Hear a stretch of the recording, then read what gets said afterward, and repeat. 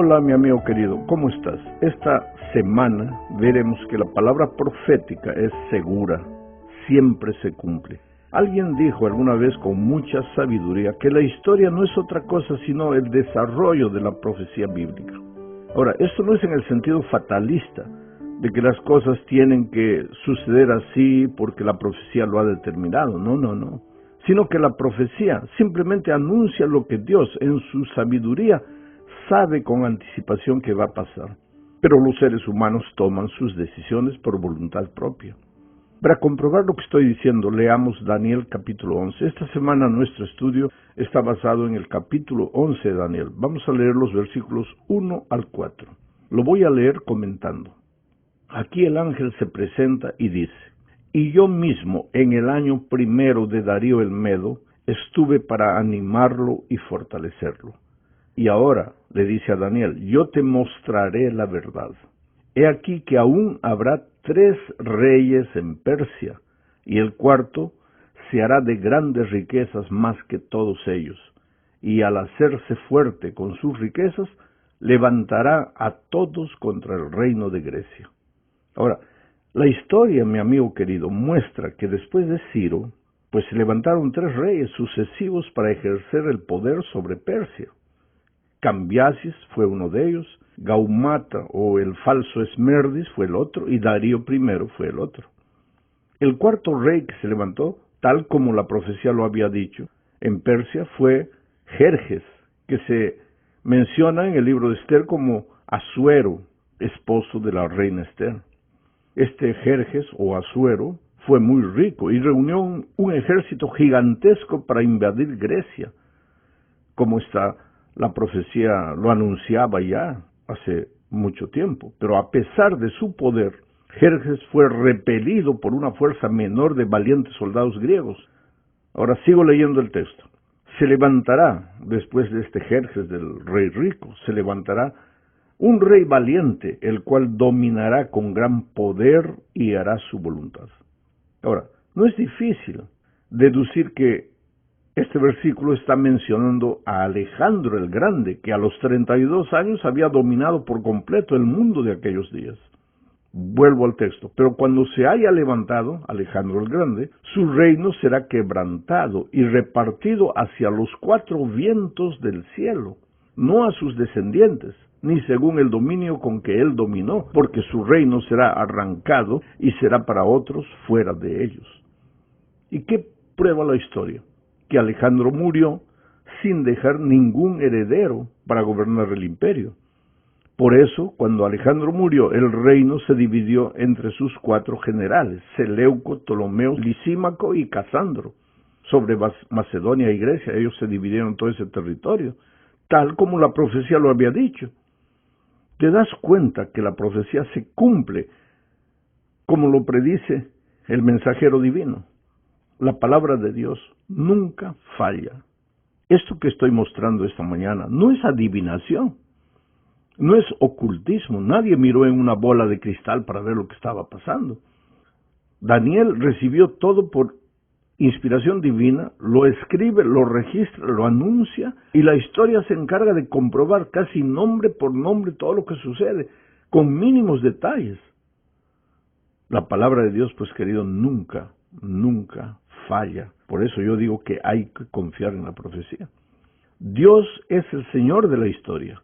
Quizá tengamos a veces la impresión de que la ambición de los emperadores, el furor, la ambicia de los dictadores, los políticos de todo tipo, es lo que impulsa la sucesión de poderes políticos, líderes, reinos. Sin embargo, la Biblia revela que Dios tiene el control total y moverá los engranajes de la historia según sus propósitos divinos, lo que en última instancia conducirá a la erradicación del mal y al establecimiento del reino eterno de Dios. Porque todo lo que sucede en la historia se dirige hacia allá. ¿A qué? Al fin de la historia de este mundo. Yo grabo este comentario en los momentos en que el famoso coronavirus está creando miedo por todo lado. Y evidentemente todo indica que estamos en los tiempos del fin. La profecía anuncia que en los días finales habrá pestes, habrá enfermedades extrañas, habrá enfermedades emocionales, físicas, de todo tipo. Estamos aproximándonos del fin, pero todo lo que sucede en el mundo no sucede simplemente porque el viento lleva las cosas de un lado para otro. Todo lo que sucede en el mundo sucede porque Dios está en el control de la historia y todo converge a la segunda venida de Cristo, al fin del pecado y al establecimiento del reino eterno de Dios. Vamos ahora a la segunda parte. Hablemos aquí de las profecías sobre Siria y Egipto. Ya dijimos que con la muerte de Alejandro Magno, el vasto imperio griego se dividió entre sus 4 generales.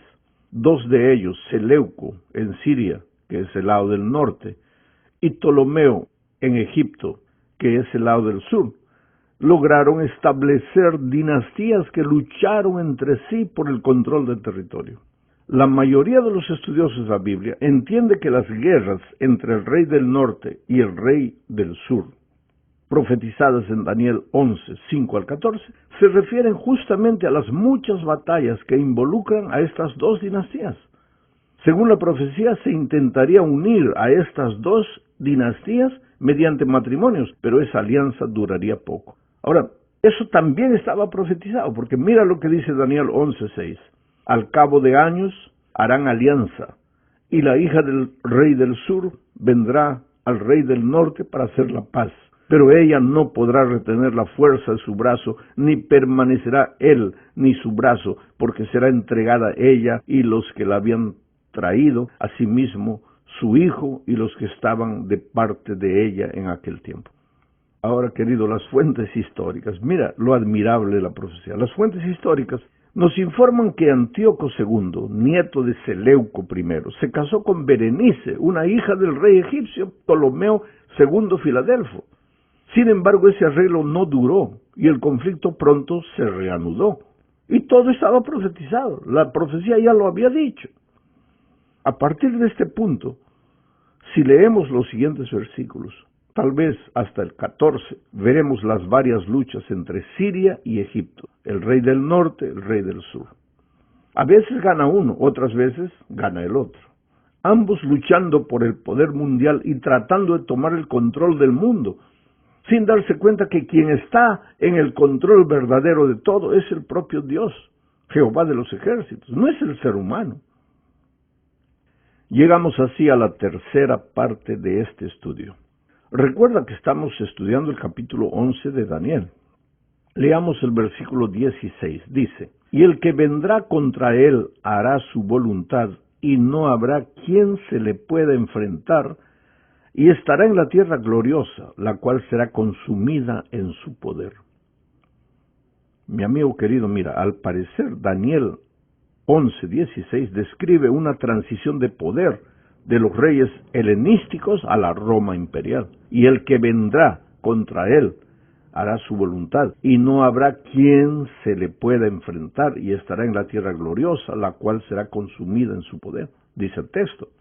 La tierra gloriosa es Jerusalén, capital del antiguo Israel. Y el nuevo poder que toma ese lugar y lo domina es la Roma imperial. El poder romano se expande por todo ese territorio, conquista Jerusalén. Ahora, observa bien que este mismo acontecimiento también se describe en la expansión horizontal del cuerno pequeño, que ya estudiamos en lecciones pasadas, y este cuerno pequeño llega hasta la tierra gloriosa, refiriéndose nuevamente a Jerusalén. O sea, de alguna manera el cuerno pequeño es la Roma imperial.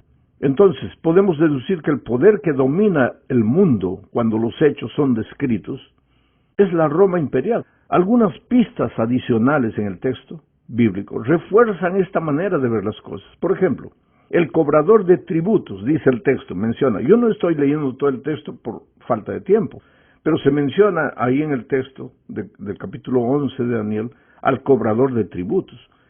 Ese sin duda debería referirse a César Augusto. Jesús nació durante el reinado de César Augusto, mientras María y José viajaban a Belén para el censo. Además, según la profecía, a este gobernante le sucederá, o vendrá en reemplazo de él, un hombre despreciable, dice Daniel 11:21.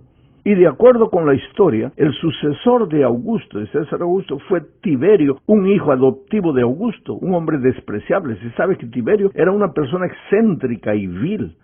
Lo más importante, según el texto bíblico, es que durante el reinado de Tiberio, el príncipe del pacto, mira esta expresión de Daniel 11, el príncipe del pacto sería destruido, Daniel 11:22.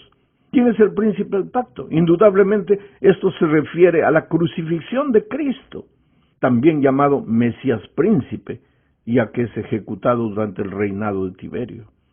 La referencia a Jesús aquí como el príncipe del pacto es algo que nos ayuda a entender cómo Dios conoce el futuro y lo describe de manera admirable.